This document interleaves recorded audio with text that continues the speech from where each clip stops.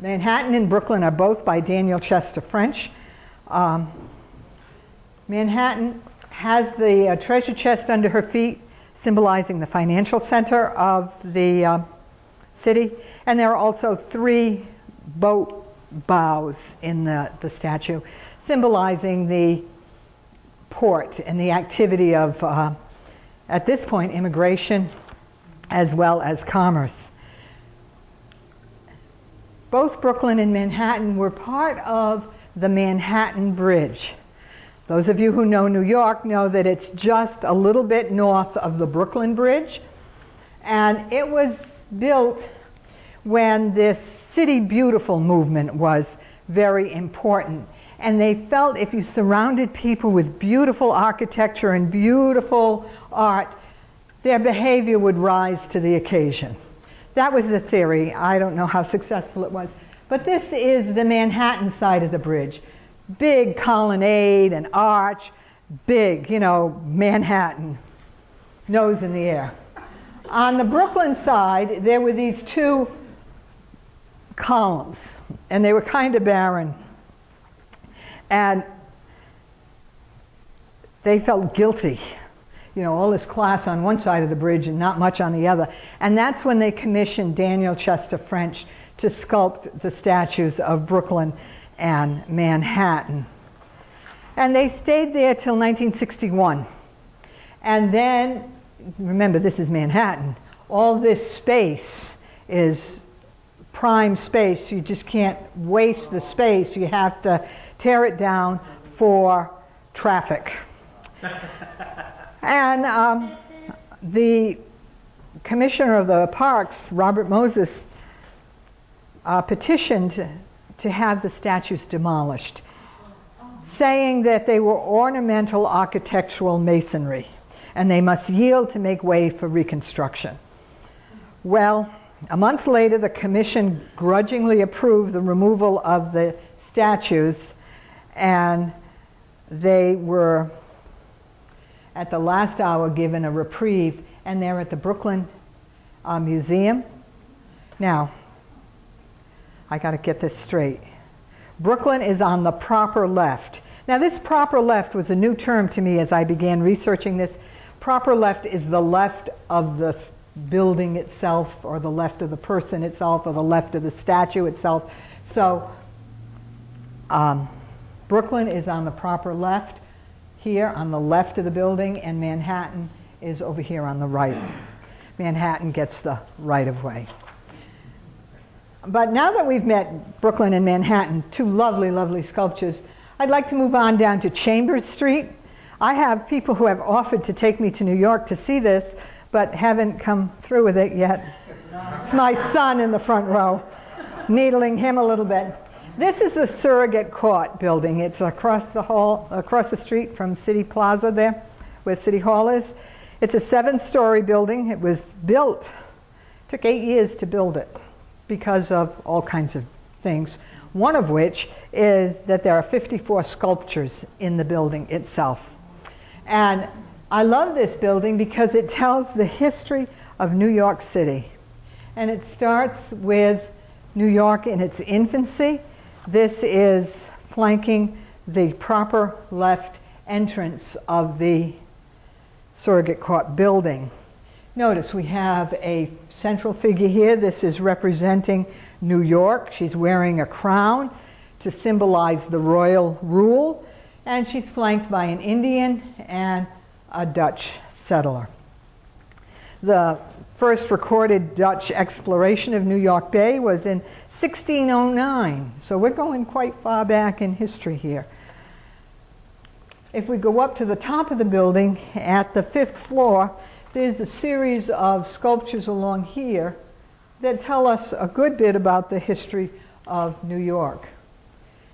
David Peterson de Vries, he's got the baggy pants there, was a Dutch mariner and merchant, and he established colonies on Staten Island and also at Tappan, near the Tappan Zee Bridge. And both settlements were ravaged by Indians. He went home, back to Netherlands, and he spent his time writing a history of the New Netherlands.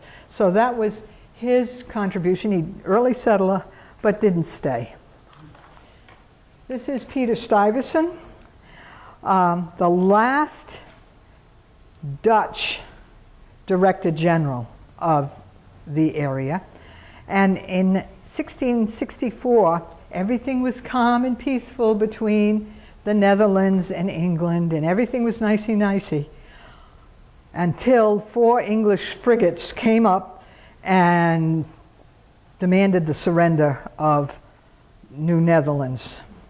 And Peter Stuyvesant was the person that surrendered to the English. So he was the last Dutch leader. After there were hostilities back and forth, it was New Amsterdam, New York, New Orange, and eventually New York, and it stayed New York. The next person we see is Caleb Heathcote. He was mayor of New York from 1711 to 1714, and he was granted the last manor. Think back to the medieval times where you had Lord of the Manor. Well, at first the crown would grant manors in the New World, and he was the last person to be granted the manor, which is the land and the income from the land. So that was his contribution. Now, I'm just going time-wise, so we're dropping back to the New York in Revolutionary times. It's down by the entrance, and it's on the proper right. And here we have New York helmeted, ready for battle. And we have a British soldier and a colonial woman. So it tries to portray the time. Then we get James Duane. He was mayor from 1784 to 1789. He was the first mayor after the British left. So we've had the Dutch leave, we've had the British leave. He was the first mayor after the British left. And he was a delegate to the First and Second Continental Congress. DeWitt Clinton. Even I remember this from history. I'm not a historian. I just love the granite, and I love to see what the granite does. But I remember Clinton's big ditch. And, oh no, you can't see him? It's much better without. Okay, all right. No, I can see, but the film can't, but that's all right. No problem. So that was his contribution, was the Erie Canal, which made New York very important in the shipping, because before we had all these great interstate highways, the easiest way to move things was by boat. And here you could move stuff to the middle of the country by canal. Cadwallader David Colburn. Now this guy was the 54th mayor. We're now into the 1800s, 1818 to 1821. And he was very active in the militia during the War of 1812 and was a mayor of New York for 3 years. Philip Hone, a mayor of New York from 1825 to 1826, best known as a diarist. And from him we have a very good record of his doings. On Monday, April 6th, I don't have the year. I think it was the second year he was mayor. So this is probably 1826. This is the commencement of the second volume of my diary, which I began on the first day last May and have continued since with tolerable regularity. I have occasionally introduced matters of trifling importance and have omitted others which were entitled to a place. But the employment has afforded me some pleasure, and after its use shall have become more confirmed by long practice, I have no doubt it will be more agreeable and exceedingly useful. And we get many years of his activities. And, you know, he goes to this ball, and this lady wasn't very well dressed sometimes. And then he goes to other things that he talks about, political accomplishments. Abram Stevens Hewitt, this is still on that one building, was mayor of New York from 1887 to 88. And that's just 11 years before this building was started. So that's almost contemporary to the building. And he did a lot of work in eradicating corruption in New York. And at that time, it was sort of like eradicating corruption in Rhode Island. You know, it's tough. He did establish Cooper's Union, and he was an industrialist in the steel business. So he was a well-rounded man, but sought to have a city free from corruption. So we've seen a pretty good history of New York as we've gone through the different stages of settling and becoming independent. But New York gives us a much broader view of history, and I'm going to try, it's going to be approximate chronological order as I take you on a tour of Manhattan, the Bronx, Queens, Brooklyn, and Staten Island. We're going to start with William Shakespeare. Now, he's not American, but he has given us so much as a cornerstone of our English literature, and so his statue is in Central Park. And notice this polished red Westerly granite. If you saw the urn in the other room that's polished red Westerly granite, that's the same granite that's here. The statue is bronze, and it's on the Mall. Now, it's on the Mall right down here, and most of our statues in Central Park are on the south end, so we could go for a walk there too. Our next person chronologically is Alexander Hamilton. We all know him from American history class. He was our nation's first Secretary of the Treasury, and he died in a duel with Aaron Burr. But I did not know that he was Washington's aide-de-camp during the war, and he was very frustrated with paper pushing. And he said, I got to get out of this. And he did. He did get a field command and did a dramatic leadership in charging the British fortifications at Yorktown. So I did not know that he was. Now, our next person is Richard Robert Randall. Ever heard of Snug Harbor? I never knew what it was. This man was quite a philanthropist, and in his will, he turned his property over to what would be called Sailors' Snug Harbor. This Snug Harbor was meant to be a marine hospital for the purpose of maintaining aged, decrepit, and worn-out sailors. But, you know, they didn't have Social Security in those days. You know, you worked until you dropped. And in a job as difficult as sailing, they needed a place where the older people could just rest. Obviously, it's the pedestal that is Westerly Granite. This statue has been removed to North Carolina, and a replica has been placed here because the hospital, the Snug Harbor, has moved to North Carolina. I don't know why. I seriously doubt that they changed the pedestal. I'm sure they put North Carolina granite under the statue, but I'm not sure of that. And that's on right up here on the north shore of Staten Island.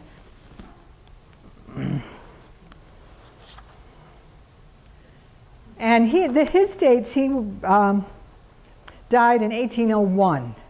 So this was pretty radical thought that he had at that stage. This is the only monument we'll see tonight that is actually marking the grave of a person. This marks the grave of General William Jenkins Worth, who was in both the War of 1812 and the Mexican War. I looked up all these dates. Man, I was doing my history. I got 2 history teachers in here, so I'm on. Woo.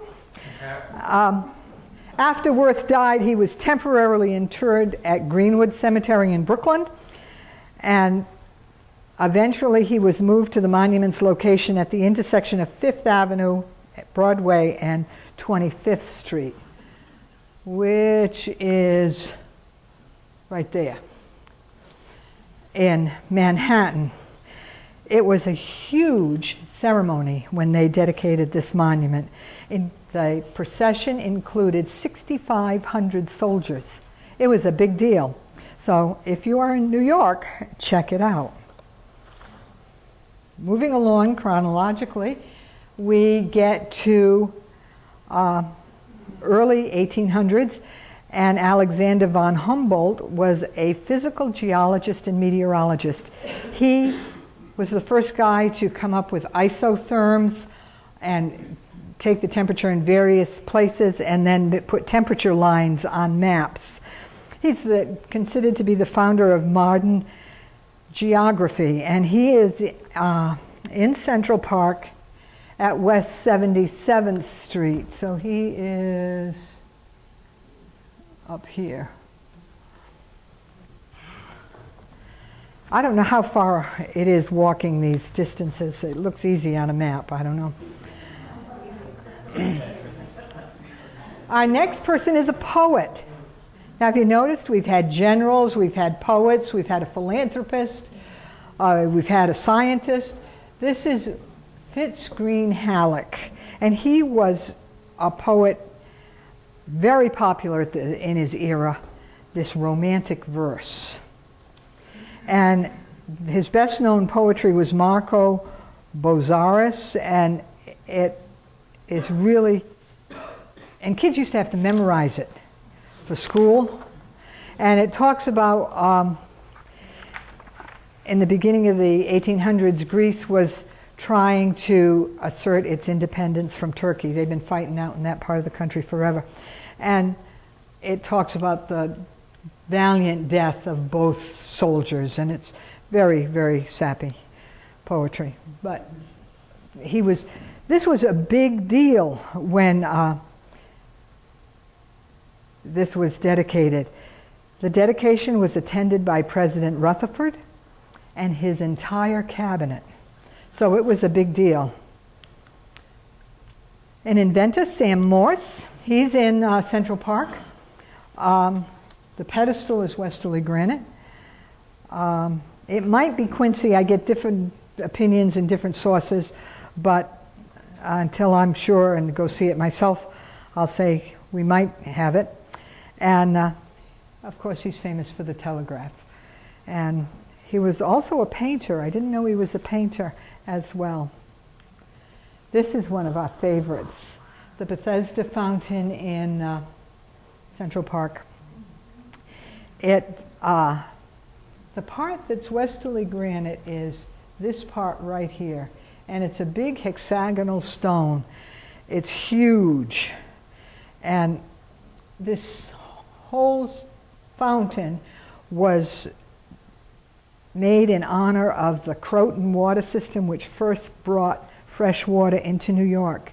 And on the top of the monument are the angel of the waters, going back to the Gospel of John, where the angel blesses the pool of Bethesda and giving it healing powers.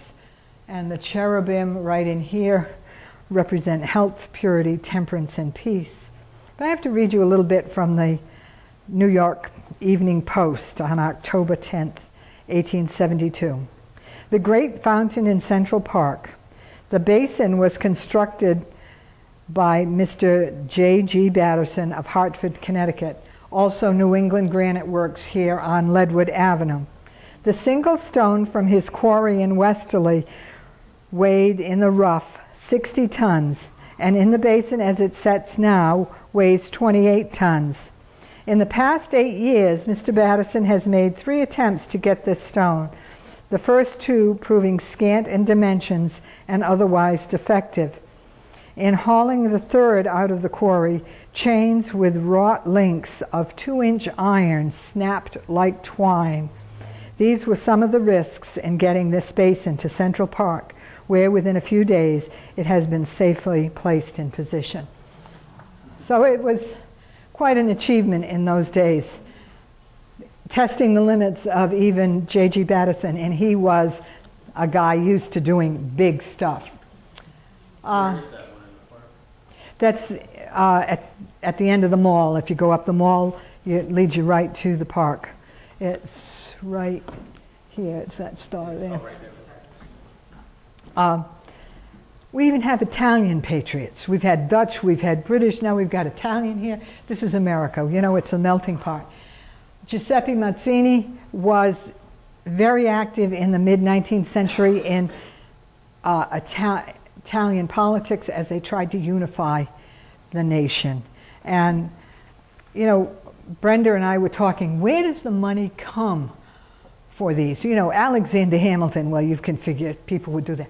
But somebody had to think enough of Giuseppe Mazzini to give money for a very elaborate piece of stone. It's 14.1 feet high, 14 feet 1 inches high. And the base is 3'10" by 3'10", so it's a big hunk of stone.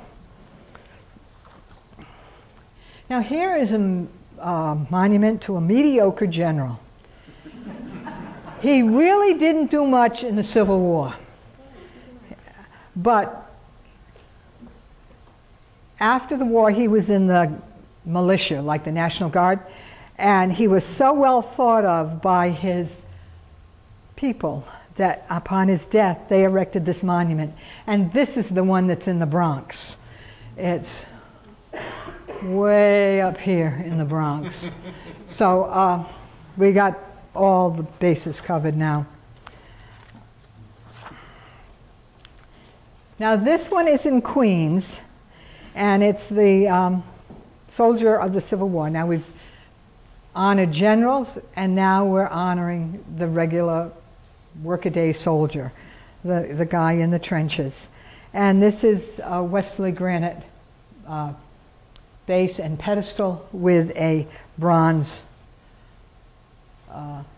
statue.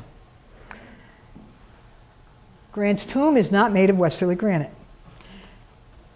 But J.G. Batterson, the Batterson who had his fingers in every pie and was very talented, that I don't mean that disparagingly, he had a lot of good contacts.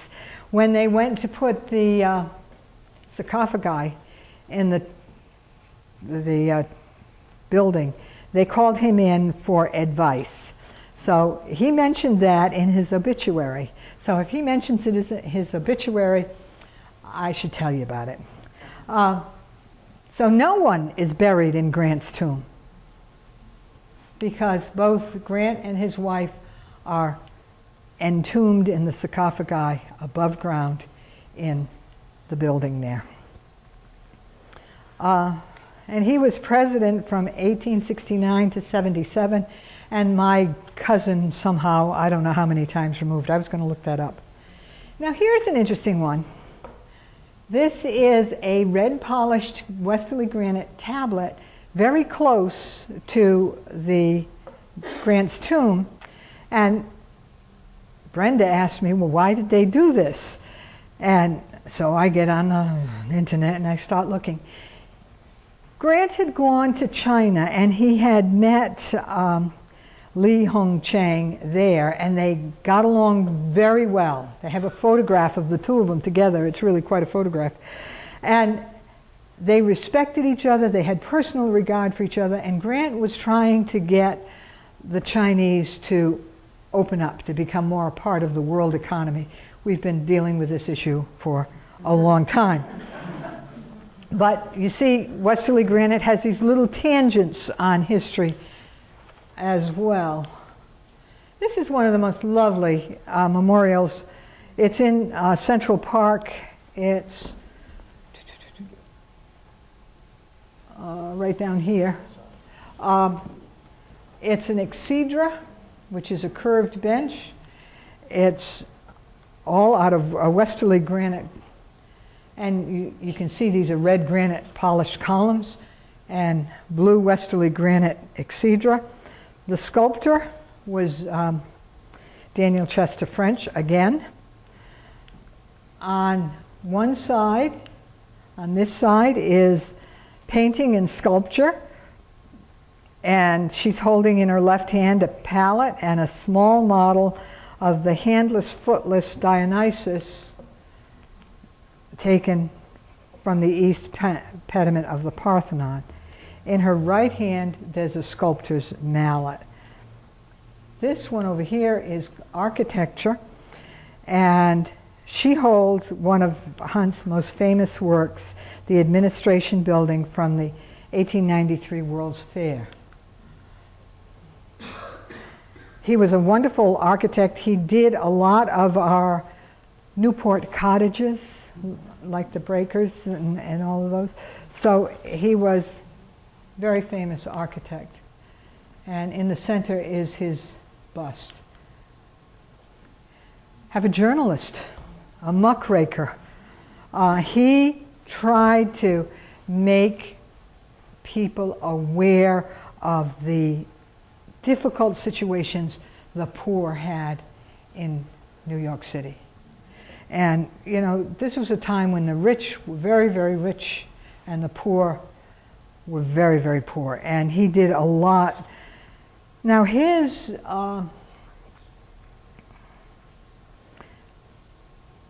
monument is at Rockaway Beach, and during Sandy it was all messed up and these kids redid it. Once his bust was stolen. People like to steal bronze because it has value as scrap metal. It's very, very sad when they do that. And it was stolen in 1964, and it was replaced in 2010 through the efforts of students of the Aquinas Honor Society of the Immaculate Conception School of Jamaica Estates, New York. The kids did it. God bless them, you know. This is a Spanish-American war hero, and it's in the Queens. And this was the son of a prominent family in Jamaica, Long Island, and he was on the island of Panay and was charged with the job of repairing a telegraph cable. And he didn't take the advice to go in civilian clothes. They saw the group, they got shot, he was shot. All of the rest of his group made it back safely, but he died at that incident. This is John Kaduri's favorite New York monument. This is in Times Square. It was cut by the Joseph Kaduri Company in 1937, and it honors Father Duffy. Father Duffy was a chaplain in both the Spanish-American War and in World War I. He also had a ministry with those in and around Times Square. So in the middle of all this crowds and chaos, Westerly Granite is there. We have an educator, a school principal, and this is a water fountain that was dedicated to him. It's on Staten Island, and this is one that you've probably walked by. It's down at Battery Park, and it's the Marine Wireless Operators Monument. Honored the people who were wireless operators, these men who died in storms. World War I heroes, the Bushwick Ridgewood Boys, just the neighborhood boys. This is in Brooklyn. This is the Dover Patrol Monument. There's a similar one in England and one in France. And it was funded by public subscriptions in Great Britain in appreciation for the aid of the United States in World War I. It's at Fort John Paul Jones Park, right next to the Verrazano Narrows Bridge in Brooklyn. And this is, again, World War I heroes on Staten Island. And this is our last guy. He died in 1926. He was a local politician and did a lot of public works projects when he was borough president. He used to have a bronze bust there. It got stolen. It was replaced with an urn made out of granite. Did you notice the scope? We had military heroes from colonial conflicts, Revolutionary War, War of 1812, Mexican War, Civil War, Spanish-American War, and World War I. We have a dramatist, a philanthropist, a scientist, a politician, poets, inventor. The infrastructure itself with the Bethesda Fountain.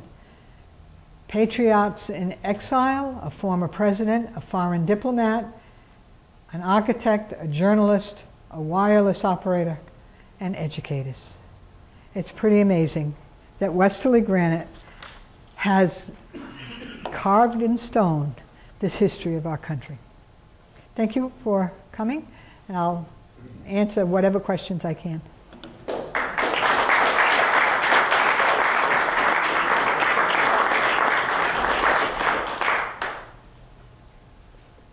Ed. That's probably a tough question. Have we ever compared, or do you know, the cost of bronze statuary versus granite for a comparable statue? No, I don't. I mean, I wonder if it's just I don't know. a preference, a style, or if it was a cost issue. I think it's easier to cast a bronze statue than it is to get a craftsman that can carve the granite, because not only do you have to have it sculpted, then you have to model, and then you have to get the granite. With casting, you sculpt it, you get the cast, and you're ready to go. Yes? I just keep thinking about the sheer weight of that basin. Because I found, how did they get it from here to there? Any idea? Ship? I mean, Probably, by barge, probably. It's probably too big for railroad, because it's one piece, so I would imagine it went by barge.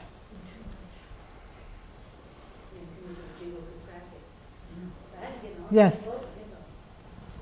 Listen, I just want to mention that they're clearing land near our house in Pawnee, and we ran into two huge stones, they're solid granite, Oh, yeah? and they're so big that they can't move them. One of them he tried to drill and chop at for 2 days, and he got a third of it chipped away, and he got it lifted out and moved to the corner of the property because they don't know what to do with it.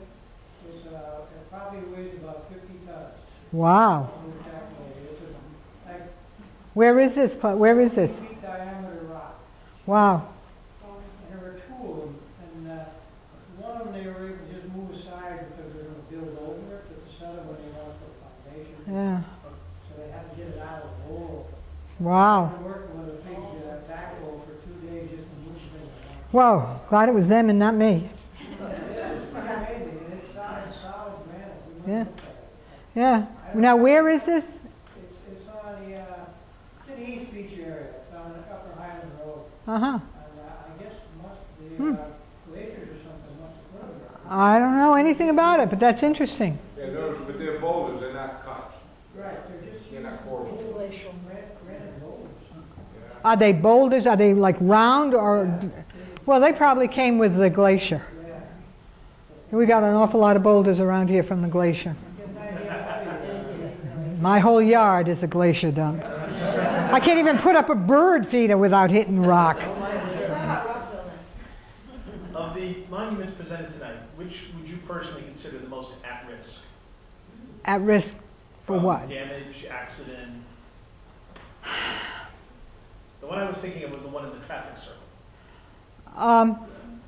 There's a lot of these World War I era monuments that are on little triangles in Brooklyn or Queens. And I would imagine that they're pretty much more at risk than those in Central Park or at the museum. But Now, I just showed you the stuff that talked about history. Westerly Granite does everything from skyscrapers to sewage treatment plants, from statues like Manhattan and Brooklyn to mile markers. So it's quite a scope that we go to. And I hope you noticed that scope when we talked. The years from Shakespeare to 1926. All over, if you look at the dots around there, you can see where Westerly Granite is on the map. All over the city, from the top of the Bronx to the foot of Manhattan. Has it been shipped outside the United States? Yes. Brenda is working on one in Canada. We have one in Scotland, at least one, if not more, in Scotland. One in the Caribbean also. And she wants to take it as a tax-deductible trip, but I'm telling her. I'll take it in the Caribbean, that one I'll But Is the Scots because of the part that they played here in the Granite? I'm sorry? And is the one in Scotland related to the role that the Scots played There was in Granite? a relationship between the Newell Company and the Newell Company in Scotland, and there's a monument in the middle of the town square. It's part of a water fountain, and a lady sent me a digital copy of the picture back and forth. So it's kind of fun as we track down these things. Other questions? We know that the Caduri Company did the Duffy and Batson did the fountain on the Rest Smith. Kaduri did Duffy, and Batterson did what? The fountain on the Rest Smith, No, we don't know who they are. or you don't know. The way, you know how sometimes you're just bumbling along and you strike pure gold? I was looking around and I found an error on the website for the park system in New York. So I called to tell them that there was an error. You know, they said two different things, which one was correct? And it was not Westerly Granite that was correct, but that was unfortunate. But I was talking to the lady there, and she says, oh, I have a database. She's the one that turned me on to the surrogate court. She says, oh, have you looked at the surrogate court? I didn't know what the surrogate court was. So she said, we got 37 Westerly Granite statues down there. I says, oh, do you have this in a database? She says, oh, yes, I'll send it to you. So she sent me her database of monuments made out of Westerly Granite. So that's how we know that they're Westerly Granite. And some of them, Weren't there log books from the actual, aren't there, books for the... we have granite books for the Smith Granite Company and some of the books for the New England Granite Works, Batterson. But we think there was another set of books in Hartford which had the big stuff in it, like the Antietam Soldier and like this. Yeah. So we don't have a complete record, and none of the small companies, I was talking to one person here in the audience, if you know of anybody with granite roots in Westerly that has records that would like to donate them to the museum, we would gladly take them. If they would let us copy them, that would be wonderful also, because this is how we're putting all the pieces together. And you just keep futzing along, and sometimes you hit a day where she says, oh, I'll send you my database. And that was a good day. Yes? Manhattan had a person with no head and no limbs on the side of her. Yeah. Was that damage or was that intentional? That's supposed to be an artistic torso or something like that for the museums in Manhattan. Yes?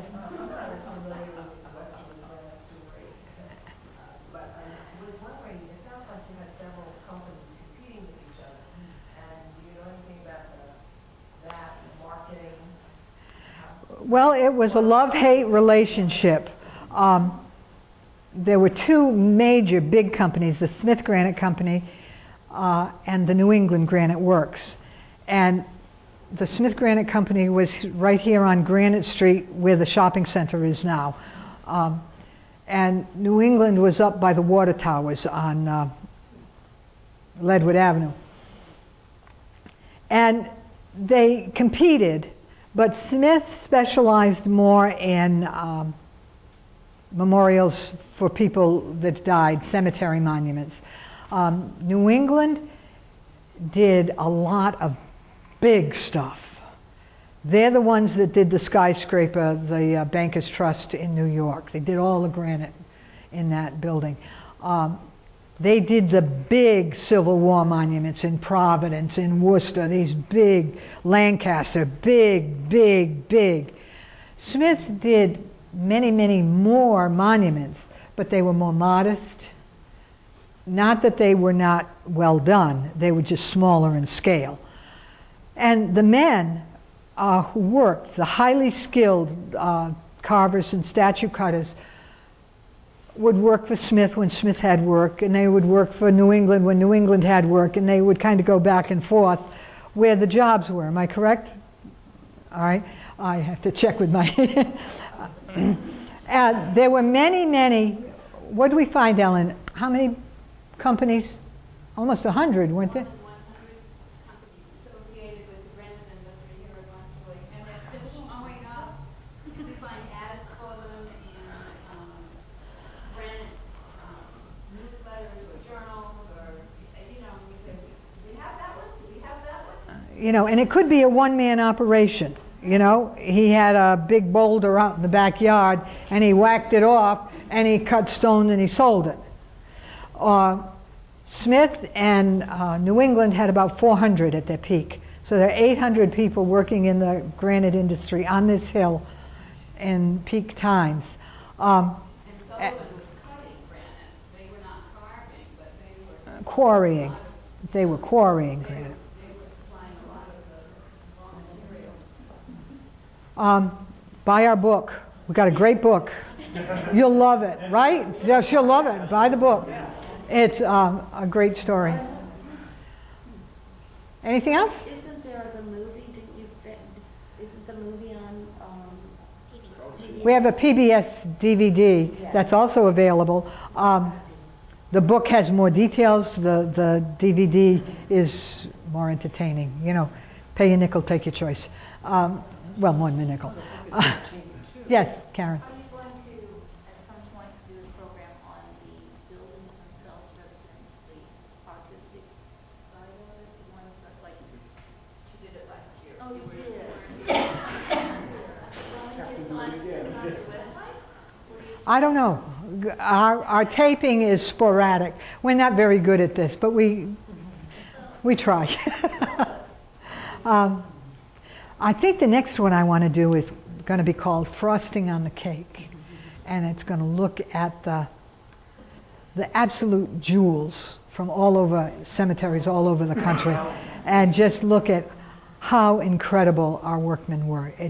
If you look in the corner of the finished product over there, there's one of the Berwyn statue, and they made the granite see-through.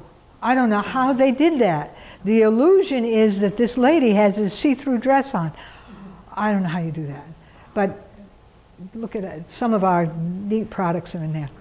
Thank you for coming. It was fun talking with you.